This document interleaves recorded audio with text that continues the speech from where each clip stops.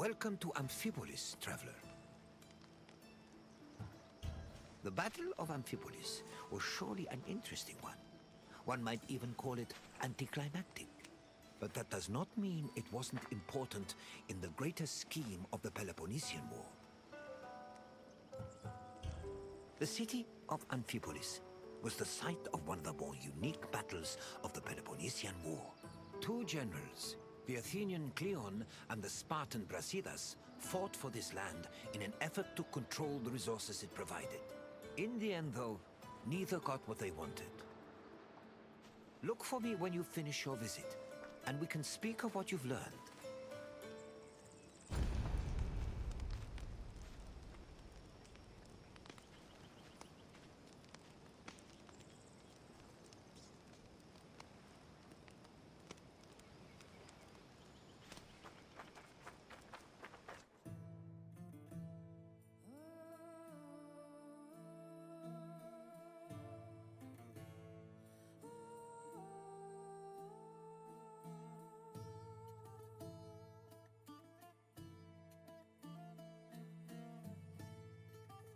The land that would come to be known as Amphipolis was originally part of Thrace, a region inhabited by formidable semi-nomadic horsemen.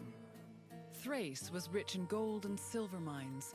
It was surrounded by lush forests, making it very attractive to outside parties like Greece and Persia. By 513 BCE, Persia had managed to conquer much of Thrace. But after their defeat in 479 BCE, Athens made a play for the land.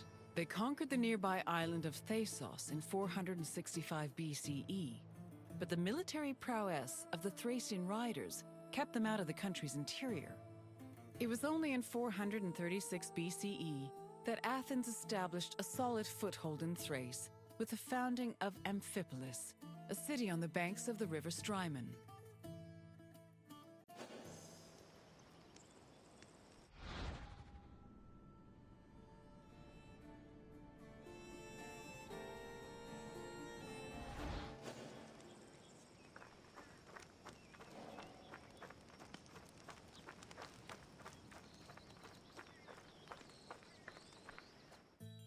During the Peloponnesian War, the Spartan general Brasidas sought a way to subvert Athenian power across the Greek world.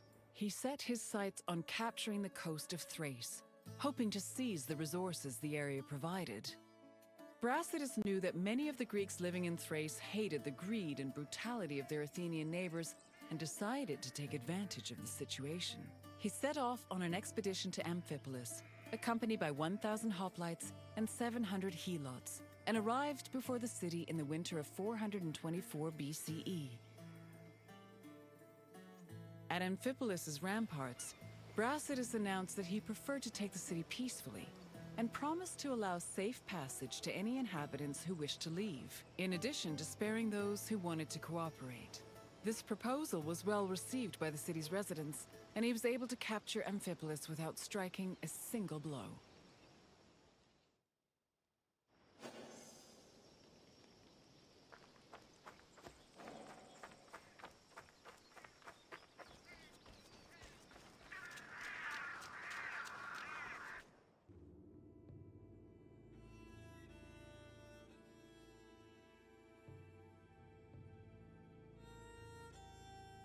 Brasidas' march on Amphipolis blindsided the Athenians.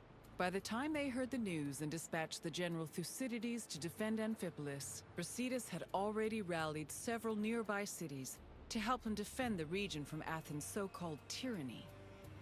After half a day's journey from Thasos, Thucydides arrived at the port of Aeon, but was unable to retake Amphipolis. Athens held Thucydides responsible for the loss of Amphipolis and forced the general into exile. In spite of Brasidas' achievements, Sparta did not send him reinforcements, which forced the general to negotiate a truce with Athens to hold on to the ground he gained.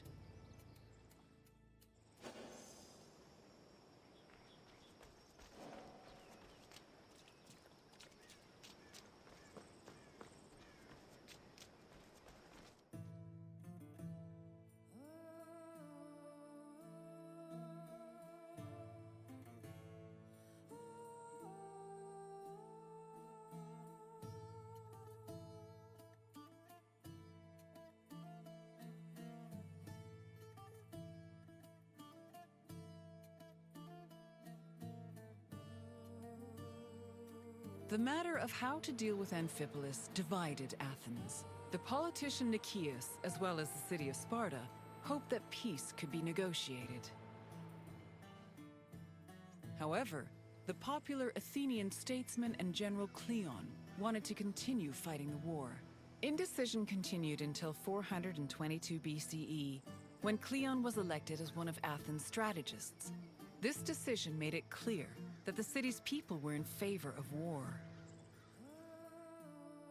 The truce was ended, and Cleon began his journey to Amphipolis, retaking small towns that had been conquered by Brasidas along the way. On arriving at the port of Aeon, Cleon requested troops from the king of Macedonia. He also hired several Thracian mercenaries to bolster his force's numbers. Afterwards, all Cleon could do was wait for the remainder of his reinforcements.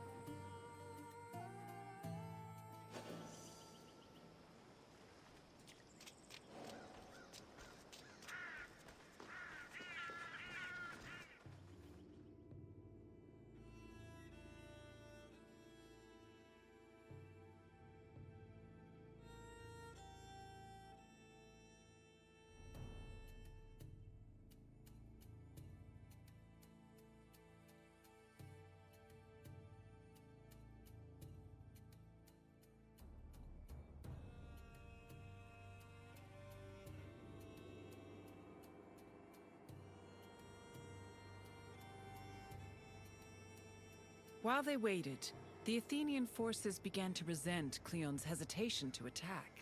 They saw him as soft and incompetent, especially compared to their opponent, Brasidas. Sensing the tension, Cleon decided to act without waiting for reinforcements to arrive. He set out from the port of Aeon to observe Amphipolis, setting up a camp on a nearby hill. To Cleon's surprise, Amphipolis appeared to be completely unprotected, with no guards stationed at the city's gates and ramparts. However, the city's lack of protection was only an illusion. Even so, upon seeing this, Cleon regretted that he did not bring wooden towers, which would have allowed him to easily recapture the city.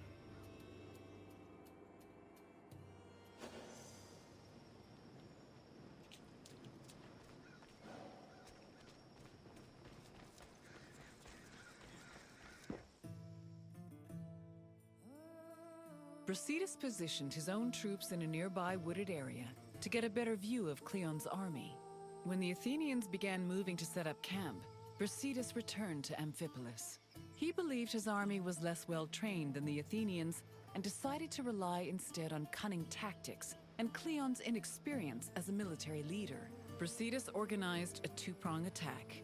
He would personally lead a small raid, then one of his lieutenants would follow up with a second attack shortly after, disorienting the enemy. He had barely finished formulating his plan when he saw Cleon's army pack up and retreat back towards the coast. The cowardly display made Brasidas realize that perhaps victory would be easier than he thought.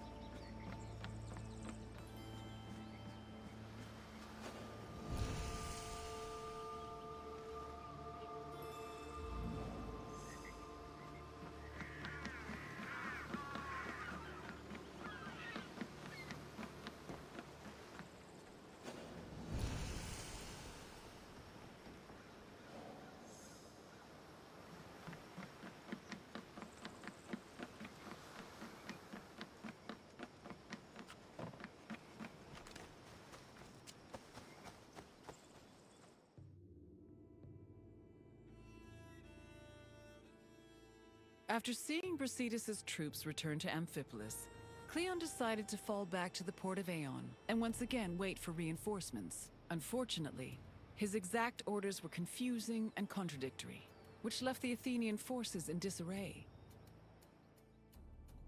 Brasidas took advantage of this confusion and began his attack. Cleon's forces panicked, which made them easy prey for the Spartans. 600 Athenians were killed, while the Spartans only lost 7 men. Cleon's remaining forces took refuge in Aeon, where the bodies of their comrades were eventually returned to them, though only after being stripped of their weapons.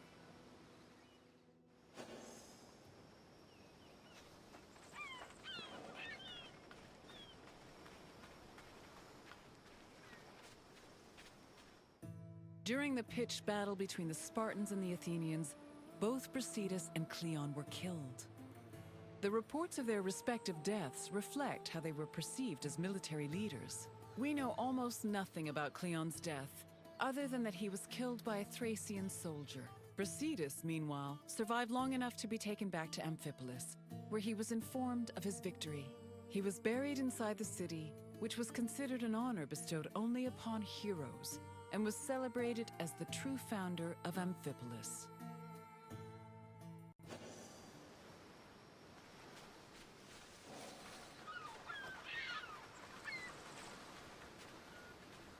The Battle of Amphipolis temporarily put an end to the hostilities between Athens and Sparta. The Athenian forces returned to Piraeus, while Sparta called back the reinforcements they'd sent for Brasidas. The death of both Brasidas and Cleon encouraged the two cities to push for peace. The negotiations took time, but Sparta and Athens eventually agreed to return to the way things were before the Peloponnesian War. The resulting treaty became popularly known as the Peace of Nicias. Throughout the Greek world, it was mostly agreed that Sparta had lost the war, in spite of Brasidas' heroic efforts. The sentiment was rooted in the fact that Sparta had failed to end Athens' domination over Greece, something they had promised to do at the start of the war.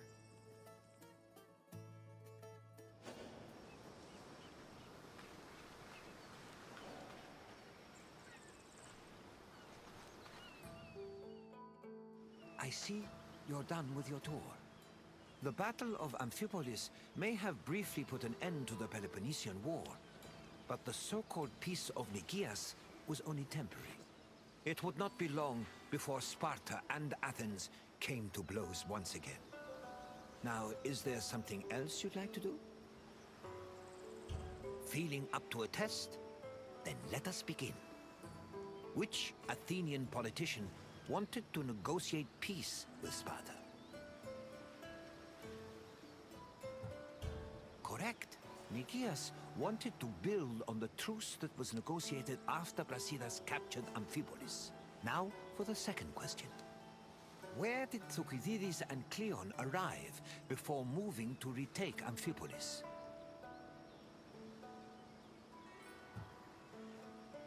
No. Piraeus was closer to Athens. Keep trying. Yes. Aeon is where both Thucydides and Cleon's forces arrived before trying to retake the city. I have one last question for you. Amphipolis was located in which region? Yes, Amphipolis was located in Thrace. It seems there's nothing I can ask that you cannot answer. Congratulations, traveler. Your eagerness for more knowledge is admirable. Follow me, traveler.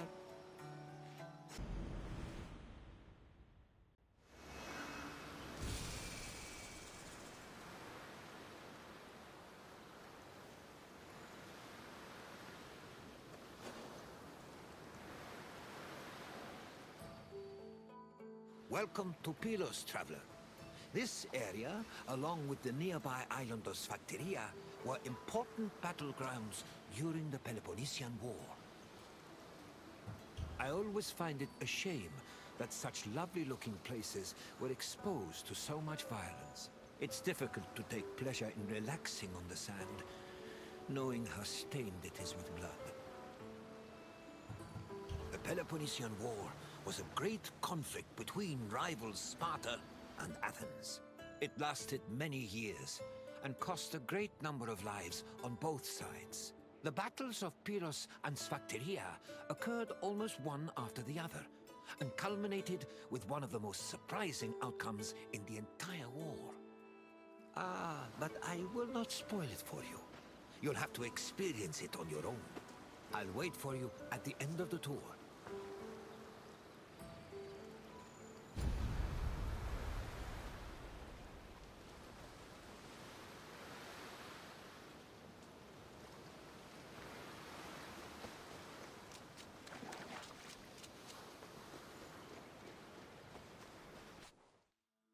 Since 431 BCE, the Peloponnesian War had been raging between Athens, Sparta, and their allies, with neither side gaining much ground. But in 425 BCE, an Athenian general named Demosthenes changed that. After a storm forced his fleet to stop in Pylos, Demosthenes realized a military presence in the area would give them an advantage against Sparta. Unfortunately, the fleet strategists did not believe him, and left Demosthenes in Pylos with 5 triremes and 1,000 men. The Spartans, meanwhile, were too busy celebrating a religious festival to notice the enemy on their doorstep.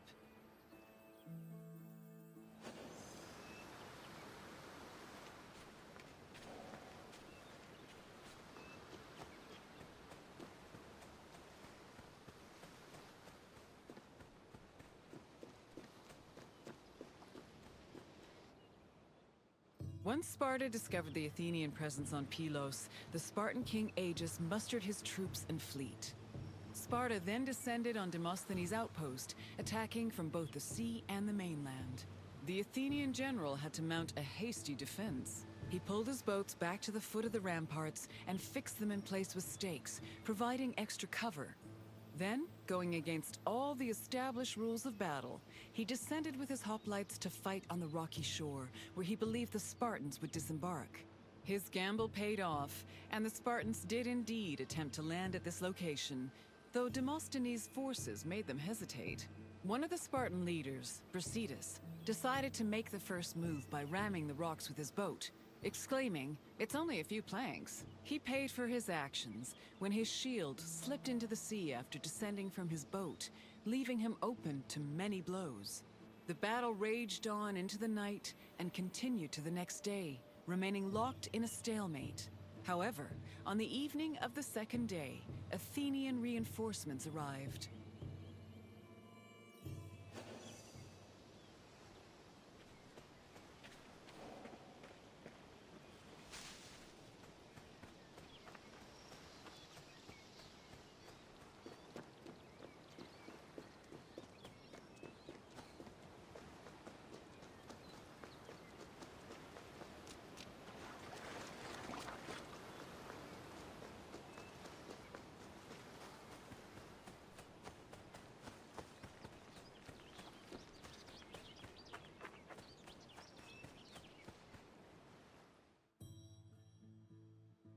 The sudden arrival of the Athenian fleet stacked the odds in Athens' favor.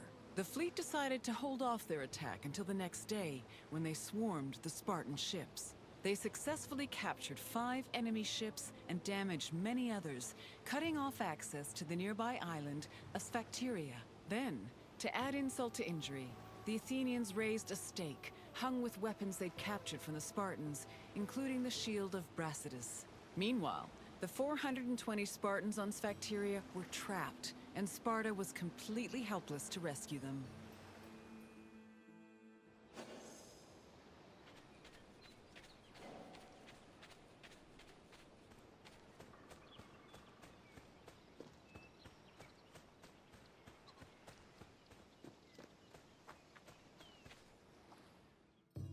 With 420 of their men trapped on Sphacteria, Sparta needed to reevaluate their position.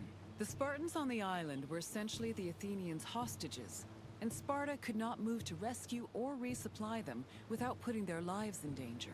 In an effort to save the trapped soldiers, the Spartan leadership negotiated an immediate truce with the Athenian strategists. Sparta agreed to hold back its fleet and halt their attacks on Pylos, and in return, the Athenians permitted them to send supplies to their men.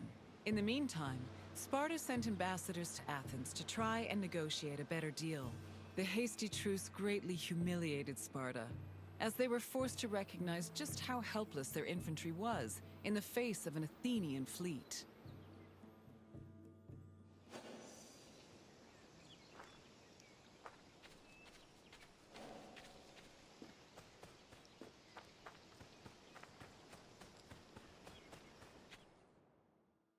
To bargain for the safety of their men, Sparta sent ambassadors to Athens to propose a cessation of hostilities. The ambassadors tried to emphasize that their situation was not a result of strategic incompetence or lack of strength, but rather plain bad luck.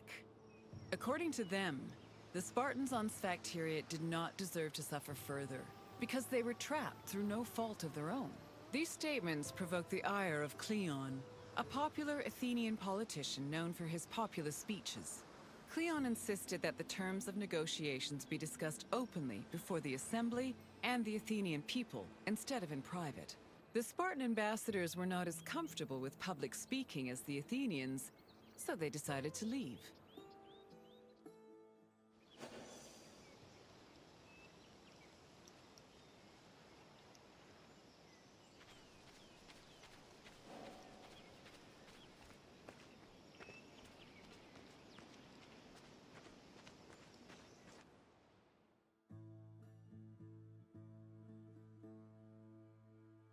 Following the failed attempts of the Spartan ambassadors, hostilities resumed.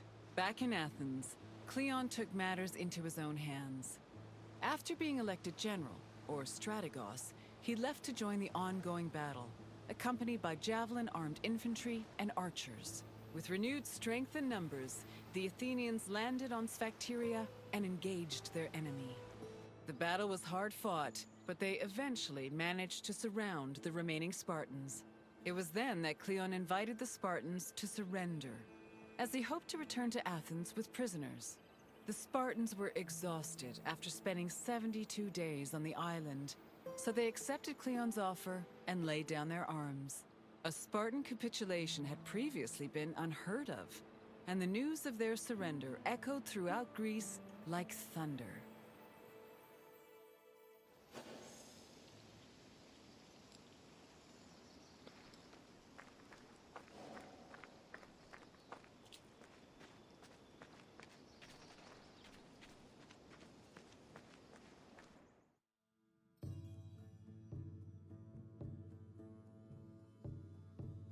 The Spartans' capitulation completely changed the course of the Peloponnesian War. Athens used their new prisoners of war as leverage and threatened to execute them if Sparta ever returned to pillage their lands. This gave the Athenians the freedom to conduct their own raids, which were aided further by their eventual seizing of the island of Kythera. Sparta tried to negotiate for peace, but were unsuccessful. Cleon, meanwhile, was emboldened by his victory and continued to gain popularity with the Athenian people. Popularity that translated to power.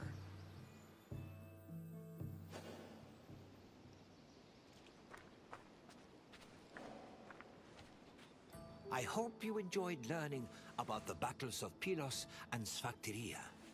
The battles were hard fought by both sides, but Athens' victory gave them an enormous boost in morale.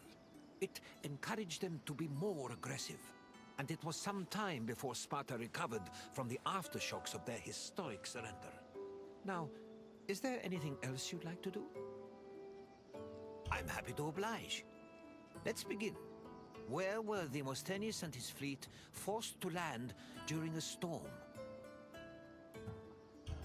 Yes, Demosthenes landed at Pylos, where he was inspired to set up an outpost. On to the second question. Which famous Athenian argued with the peace-seeking Spartan ambassadors? Correct. Cleon demanded the terms of the peace be discussed in front of the Athenian assembly, which greatly dissuaded the ambassadors. One last question. Which Spartan general rammed Pylos with his ship?